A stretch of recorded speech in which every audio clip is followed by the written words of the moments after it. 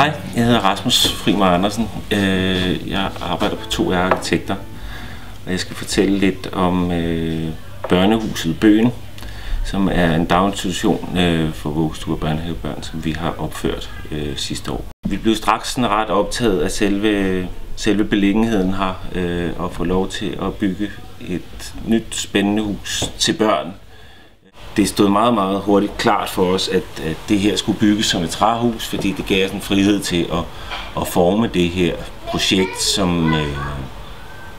som vi synes det skulle være, og bibringe den leg, som vi synes, at børnene havde fortjent.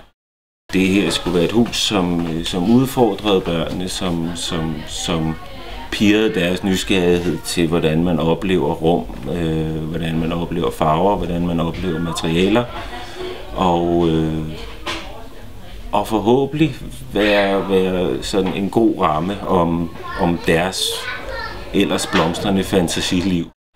Det, der er dejligt ved at arbejde med oprindelige, naturlige naturmaterialer, er jo, at egenskaben for de sådan ægte naturmaterialer er jo som regel, at de ældes med ynde, og cedertræerne er valgt, fordi det bliver smukkere og smukkere, som tiden går. Det at vælge nogle materialer, som er rare at arbejde med, gør, at man kan genfinde den der stolthed på byggepladsen, som det måske nok er svært at finde i disse tider.